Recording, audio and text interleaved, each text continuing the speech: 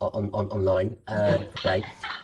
Congratulations on setting up your business in Dubai. What are you up to in Dubai, Nav?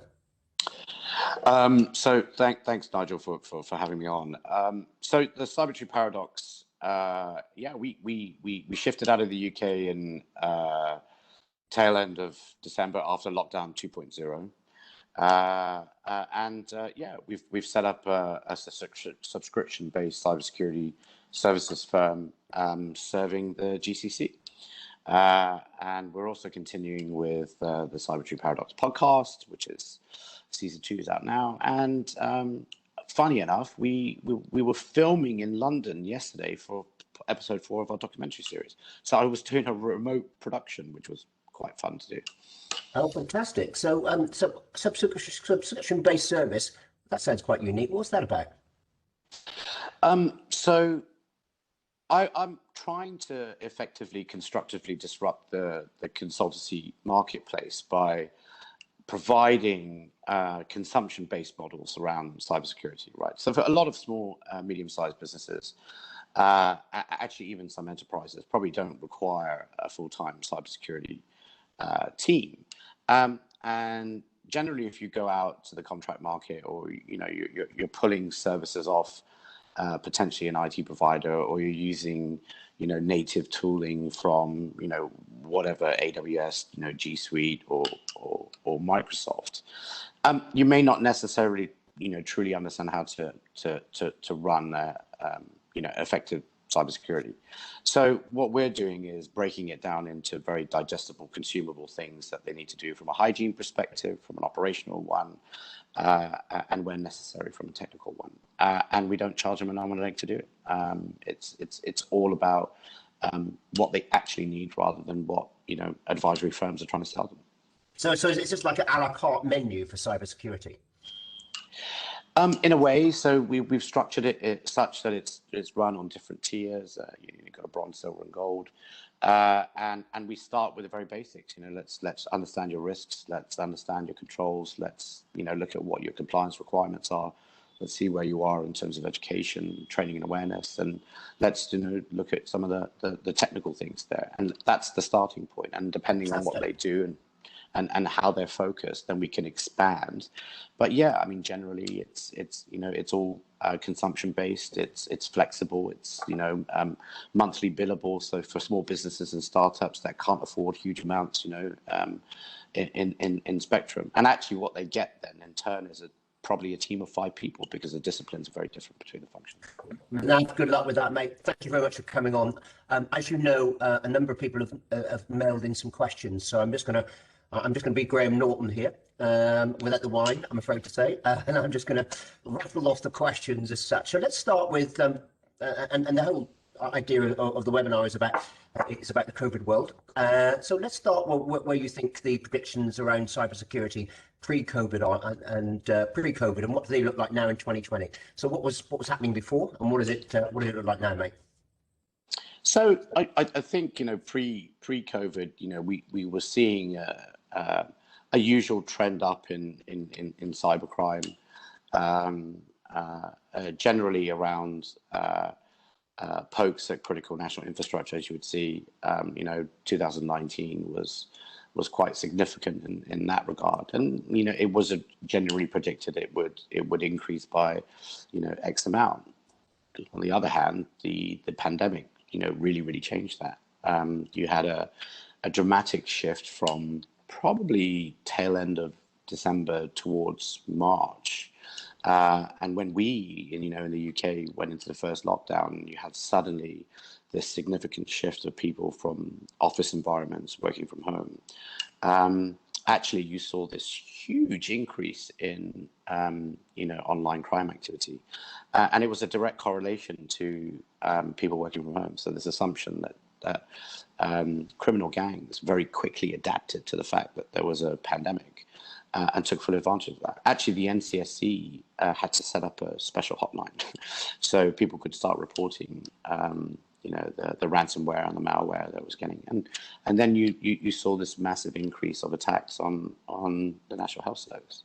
It was back to that point. Luckily, they'd learned their lesson from 2016, 2017. So we didn't see a major breach. But yeah, the prediction is that we're probably gonna see this roll over until 2022. I see it ever increasing, and that threat landscape has probably increased quite significantly as well.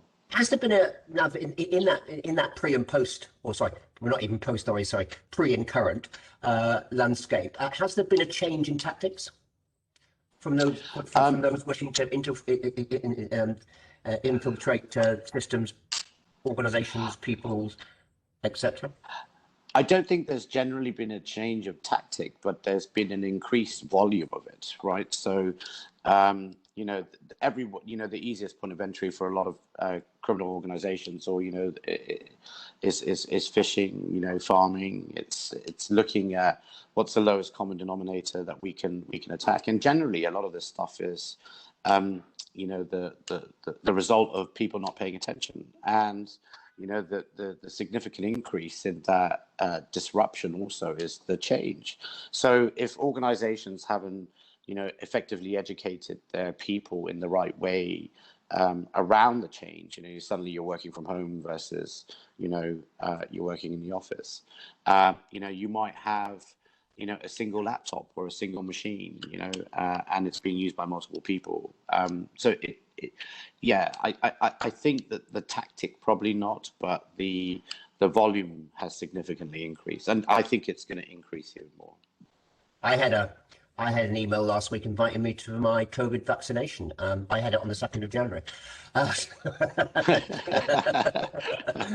And so, that was a clear example of a phishing attack, and quite a clear one. But it was very cleverly done, very cleverly done. Yeah. And of course, it's playing on people's emotions at the time. Come and get your vaccine. You're a 57-year-old guy. They didn't realise I work in healthcare anyway. So, and I had it on the 2nd of January anyway. So, but they didn't realise. So it's playing on people's emotion, I guess. So most probably in the current COVID world, that's an example of the complexity of the thinking around, actually, whilst the systems haven't changed, whilst the attack hasn't changed in terms of phishing, as you quite rightly say, certainly the subject matter is most probably playing on our emotions.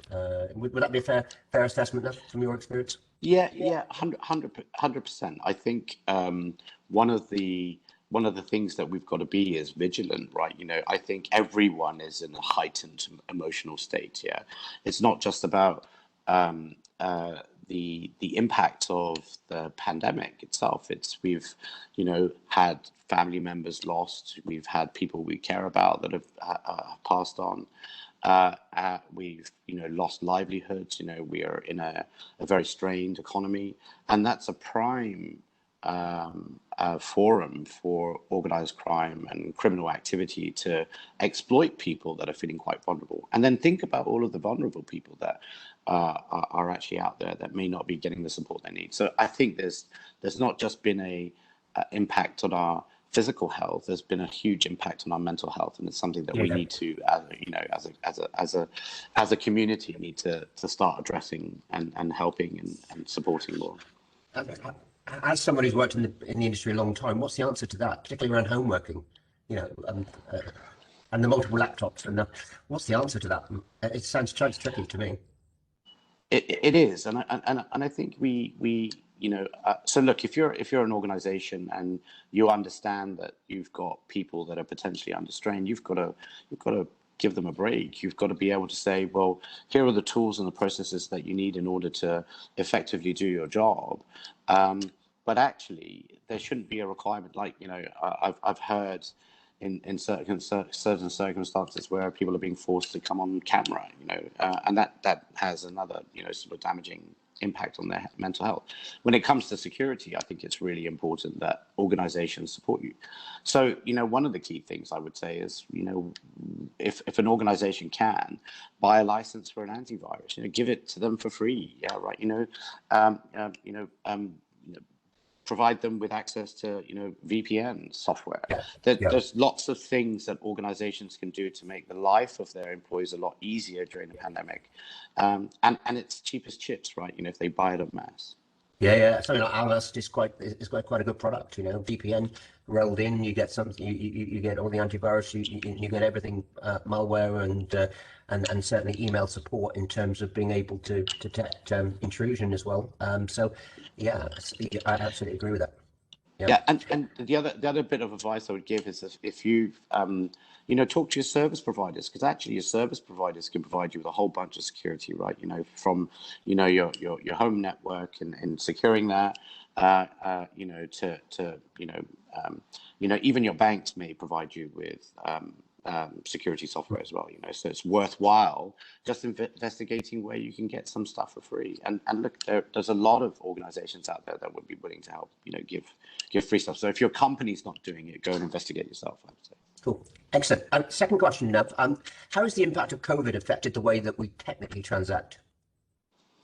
That's a really good question. I think I think it's shifted dramatically. So we've seen this massive increase in the use of technology because there's no other way for us to transact, right? Yeah. I was talking to someone the other day, and they go, they got so bored of doing stuff on Zoom, they actually started writing letters again. Because, it's just like, so I think that there is a sense of fatigue, definitely, and when we talk about security and this massive change in this paradigm shift in the way that we're using technology. There are simple things that organizations have failed to do as a result, right? Two-factor authentication, right? That's, I keep seeing it, basic hygiene around, some of their remote access services and systems. We were in a position in March and April where the country shut down and suddenly everyone had to, remote work. And the capacity of that was huge, actually so much so, it caused a significant drain on our own national infrastructure with huge outages across the country, right? Because of the volumes of, data that's been transacting. So yeah, it's definitely changed. And I would say, it's probably going to be like this for the next year or so. It's just not going to differ. And I think also, if we think about what the pandemic has done, it's made organizations realize is that bums on seats doesn't even equate to productivity.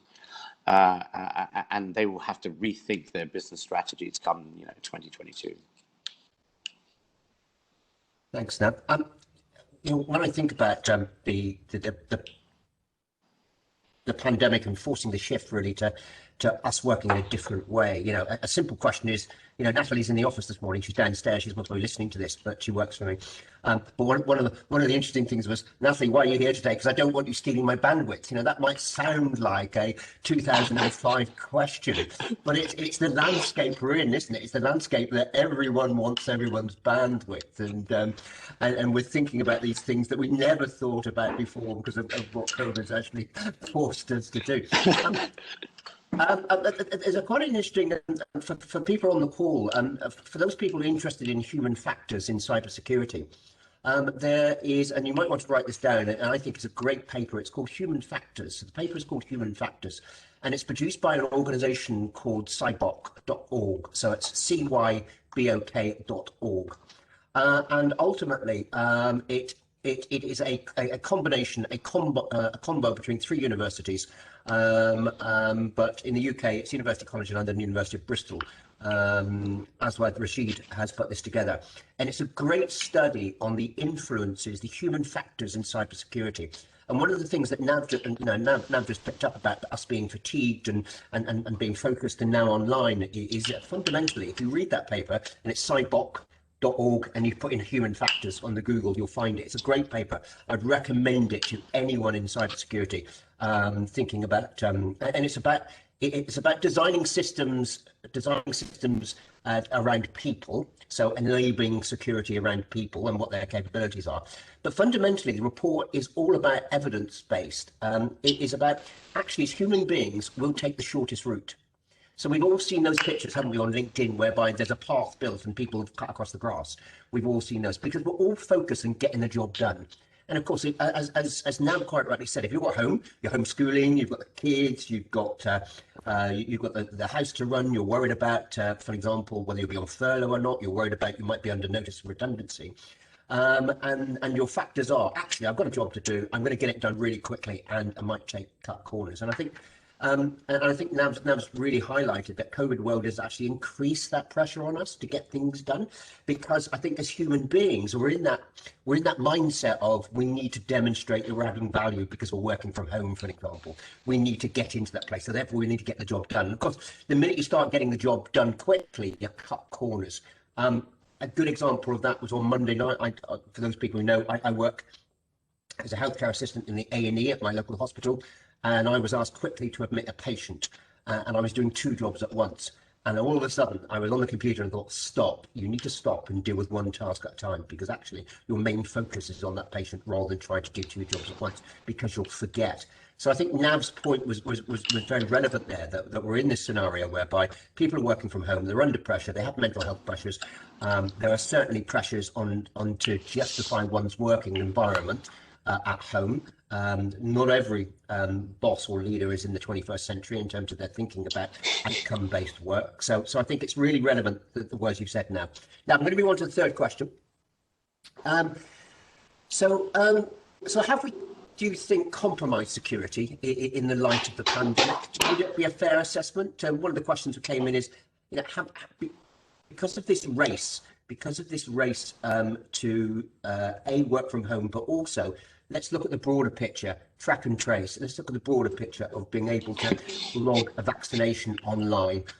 Have we compromised security in terms of our race to beat COVID, Nav?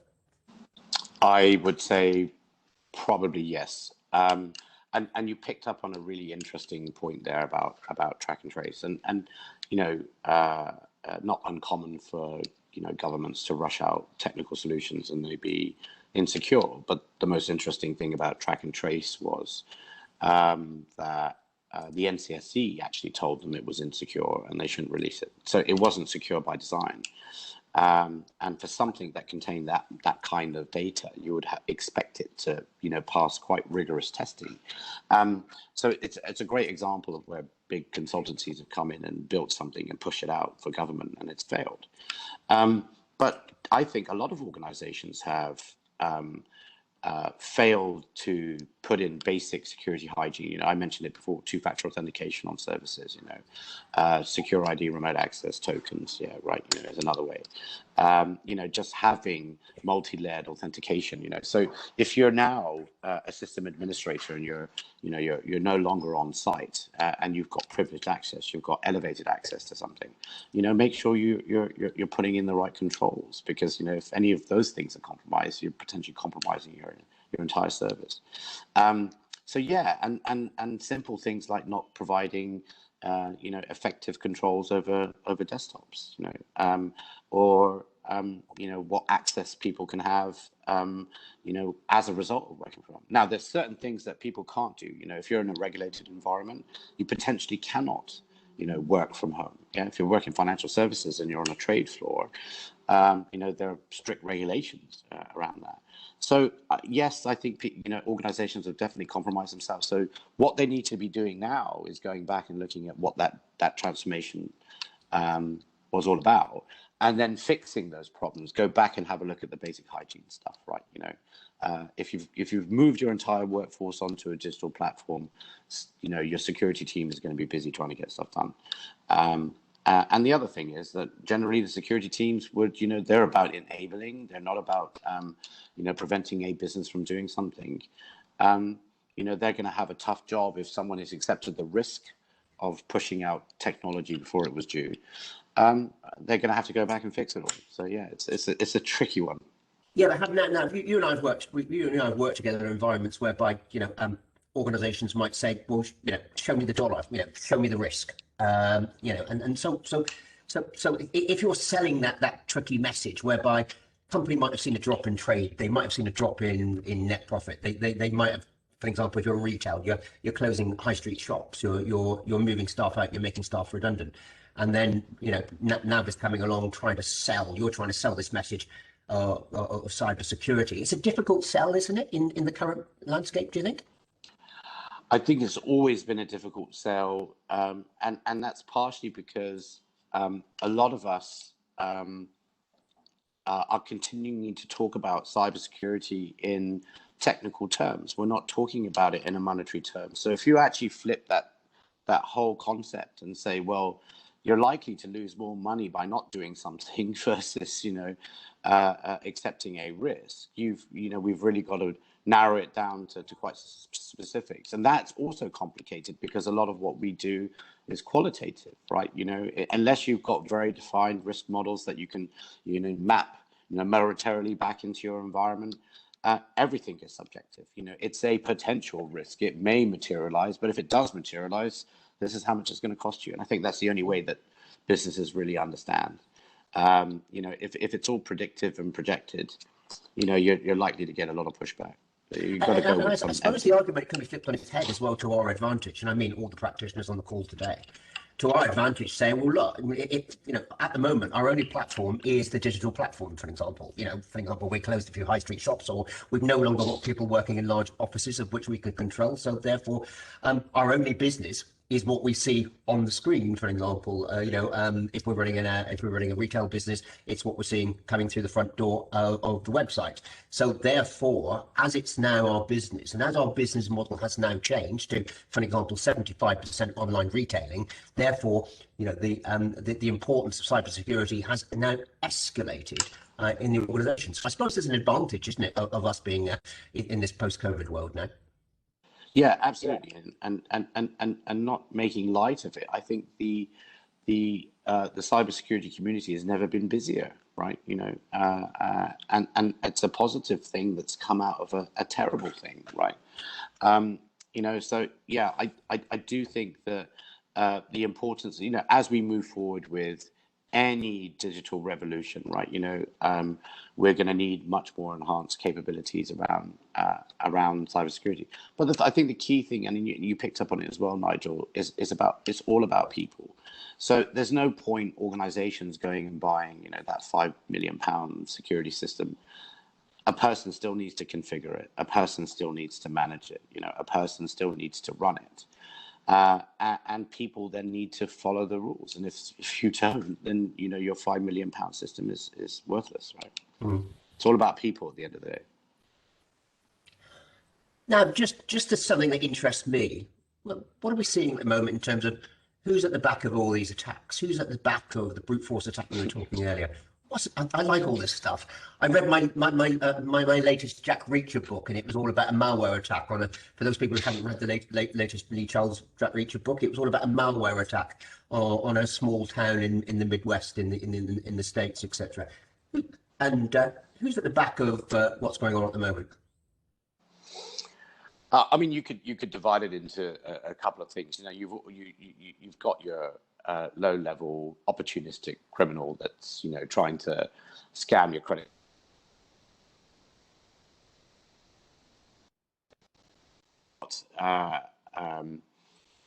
You've got your organized crime groups that are trying to target individuals. But actually, 2020 saw a significant increase in nation-state attacks, right?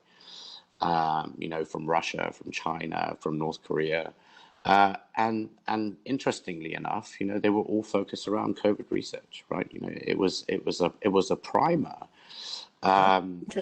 during the development of the vaccine. The biggest target were universities, and quite an interesting story about a university in the United States where they were attacked by both Russia, organized nation-state attacks or organizations working on behalf of the nation-state, attacked a university in America. And the end result was that all of their data was held to ransom. And I think it was about 1.6 million or 1.7 million that they asked for. The problem is that the university chairman paid it get his data back, and shortly afterwards was arrested by the FBI because it's a criminal offense in the United States to do that. So it's quite interesting that a lot of educational institutions were the primers of this, and that's only the ones that we know of, right? It is likely that some of the other institutions that were subjected to these attacks may have not disclosed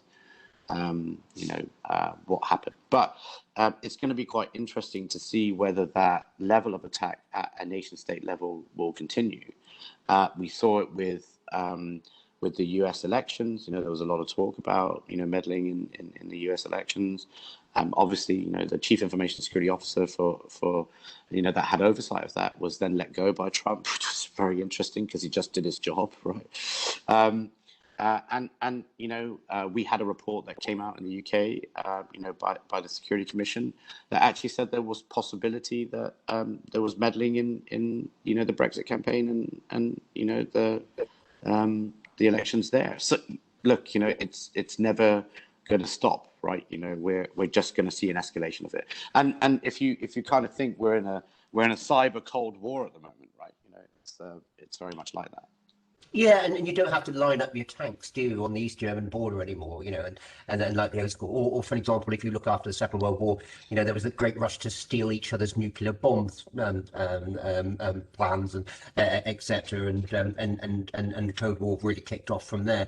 And I suppose that if you can create havoc and mayhem from sitting in an office somewhere around the world, then there's no need for all that infrastructure around military hardware, because you can create enough damage without actually doing that from a state. What interests me though, Navi, is the complexity of cyber attacks, particularly on commercial enterprises. Industrial espionage has been around for years, and we know that industrial espionage is key, but going back to some of the breaches of 2020 and maybe 2019, the BA attack, for example, is an interesting one. The Magic Card attack on BA and the subsequent finding of those. The interesting thing for me around those is that, it's a sophisticated network. It's not just a bunch of men and women sitting in an office somewhere and thinking it'll be a great idea to do that. Because ultimately, if you're stealing, for example, 35 million quid, you've got to launder it somewhere. You've got to send it through. So it must be a complex network, particularly in the commercial world now, and a really industrialized scale of attacks that we're seeing on organizations. Because you've got to get rid of the dough at the end. You've got to fence it off, haven't you? So. Yeah, and the BA attack was very interesting because that was just a misconfiguration on a server, right? The website allowed the attackers to get it, so that's just bad design and luck, right? From an operational point of view.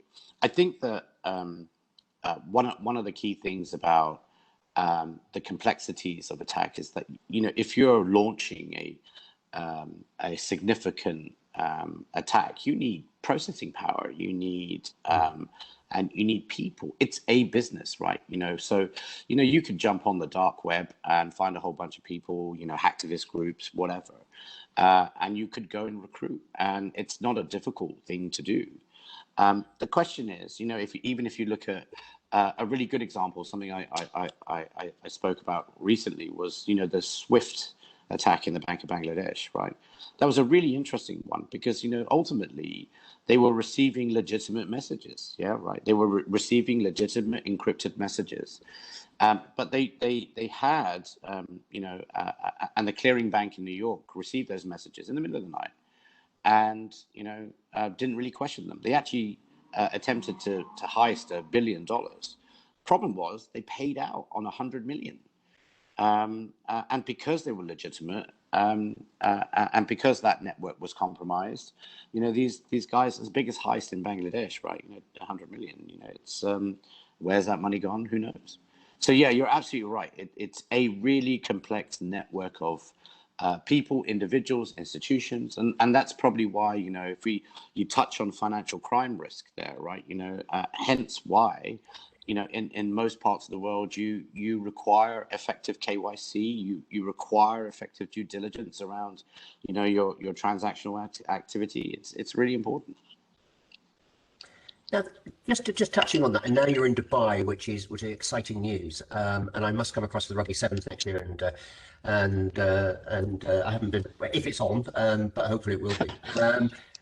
You touched on about standards in cybersecurity, and is the world adopting a single process, a single, dare I say, standard of cybersecurity around the world as a result of COVID? Or are we in the pre-COVID world where everyone's adopting what they perceive to be their own standard? So it's a really good question, and something that we've been talking about for a while. Well, there isn't. There are international standards around cybersecurity that some people adopt and some people don't, and a lot of it's guidance. Cybersecurity isn't a regulated function, right? There isn't government oversight over it, and maybe there needs to be. I mean, in some cases, definitely in the Middle East, they have specific requirements around cybersecurity if you're transacting with government bodies, and we have a similar thing, with cybersecurity, Cyber Essentials and Essentials Plus, in the UK if you're a third-party service. So I do think we're still in that pre-COVID world where actually we've become slightly more nationalistic. It's become much more focused internally. Excuse me, rather than and COVID has done this as well, and I don't know if you've noticed, it's made countries insular. Yeah. And the failure of the likes of the United Nations and other international institutions, I mean, isn't that what they're there for, right?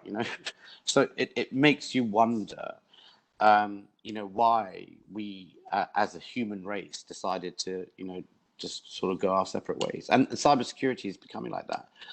It actually started in Asia where a few years ago, so back in 2000, probably 2003, 2004, the Monetary Authority of Singapore came up with this IT controls framework, and they enforced it across all financial institutions. And it's huge, it's like 150 pages.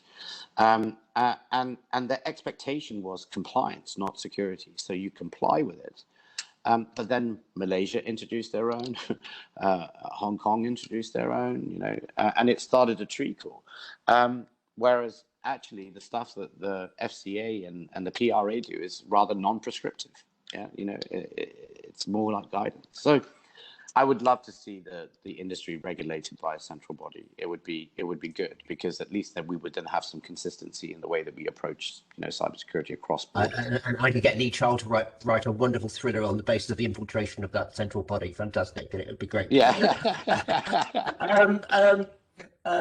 Nav, and that brings me nicely onto what was the UK's government response to the pandemic in terms of cybersecurity? Was it positive? Was it, in your opinion, was it sensible? Was it, or was it just reactive because, look, we've never faced anything like this in the cyber world before, so we're going to do this. So I take my hat off to the guys that work in cybersecurity for the UK government. The NCSC, who the National Cybersecurity Centre, which is an offshoot of GCHQ. So all credit to them, because they're dealing with stuff that they can't tell us about, generally, and they're dealing with stuff that they can tell us about. And I think let's say their call to action was rapid. It was measured, I'll give them that, and it was informative. And I think they took the time to think about how best to help educate a user base. I think what I really did like was the uplift of their sort of emergency service, reporting, and people actually were using it. The only problem is that when it comes to reporting cybersecurity incidents to government and reporting it to the police, they are understaffed, they are underfunded. They don't, we've not invested in that part of our critical national infrastructure. You may have one cyber protect lead for every police force, right? And if you're being attacked, right, and you dial 999, you're not going to get anywhere. You know, you could wait months before someone supports you. So look, you know, we've got a lot of room for improvement in the way that we deal with it at a national level. And if we think about the most vulnerable out there, it's not going to be the critical national infrastructure. It's going to be just us, normal people. And so, you know, I think cybersecurity needs to become part of our curriculum. It needs to be educated. You know, we need to be educating people at schools. Hey, we didn't rehearse this, but comes on to my next question, and it's one that's dear to my heart. It's about development of talent in the future, and that wasn't we didn't rehearse that, but it's about now. If you and I were sitting in the refectory at Yeovil College, Nav and I'm from Devon, Nav's from Somerset, so we're West Country boys. Yeah. If we're sitting in the refectory and saying that's this cybersecurity stuff, mate, this looks a bit dull, this looks a bit boring, but actually we can make a great career out of ourselves. How do we get people enthused of becoming the cybersecurity experts of the future? We've got loads on the call today, but how do we get people enthused and how do we get people into the industry? Because it is a challenge. I did some work, as you most probably know, with the states of Jersey, the Jersey government, and there were just 3 people on the cybersecurity team, and if you look at it, or they're not the cybersecurity, but they're the information governance and information security team, and if you look at it, they're looking at the critical national infrastructure such as electricity and gas and systems and telecoms and those sort of things. But and the conversation I had with my colleagues over in Jersey was that we just can't get people interested because it is all seen to be dark rooms, people tapping on computers, and it's all to be smoke and mirrors. How can we get people involved in it now, and how can we get it part of the national curriculum, get it up the agenda? It's a great career to have, and to be fair, it will keep you in employment for the next 50, 60 years. Yeah. I mean, I think, you raise a really good point about, so I think that us as practitioners have a responsibility to help bring the next generation of talent in. Right? We have to communicate the pathways that people can pick and choose in order to become proficient. Now, look, cybersecurity is a huge topic. There isn't just one discipline. There are multiple disciplines within the discipline. So do your research, right? We're not as a community very good at demystifying things. So actually, one of my missions is let's just make it simple, right? Take it down to its most basic level, and start educating both individuals and businesses that actually cybersecurity is about business risk, and let's start educating at a young age, right? And there are so many avenues for kids age 8 to 13 to start to learn how to develop the skills in cybersecurity, start to program, start to develop, effectively become ethical hackers. There's lots of routes that people can take, but 100% I think it's really important that we start at a very young age, because actually by the time that we're 20 years from now, everything that we do is going to be digitally dependent. And if we don't understand how to protect ourselves as individuals, or we don't understand how to protect ourselves as organizations, we're all going to be at risk. So I think at some point it just has to be that it's like putting your seatbelt on, right? It's just a normal reaction you have when you get into a car. Cybersecurity has got to be in the same way. And I think one way we could most probably, and I totally agree with you, one thing we can make it simple is actually show the journeys. So show the career paths in simple formats, cartoon formats or vignettes formats, so that you can actually show a journey and tell a story. And of course, the great thing about cybersecurity is, and all business that it is gender neutral. It is not a career for hairy blokes sitting in their bedroom. It is a career. No offence, Nav, where you currently are. No offence, but it is gender neutral, isn't it? It is absolutely. We want men and women enthused into cybersecurity to say it's a great career to have. Yeah, no disrespect, but you're a role model. I always thought you was a role model in the organisation and that we've worked with, and also in the industry, to be able to say, look, we come from the West Country. We don't all drink cider, and we do sometimes, but and choose straw. But actually, there is a great career and a great opportunity for us. Yeah, and you touched on something really important about neutrality, and I would say it starts with, again, the way we think. So, if you're a hiring manager in cybersecurity, and I say this to anyone that works in HR, human resources, or people, right? Your objective is to pull in the best talent, but that talent isn't necessarily about technical capability. Think about the person, think about who you want to work with. When I hire someone, the first thought I have is, am I going to get along with them, right? Me too. Me too. Are they good people, right? Because I can teach them technical skills. So if you're writing job descriptions, forget all of that stuff. We call them softer skills, but actually, to work in cybersecurity, you need effective communication skills, you need negotiation skills, right?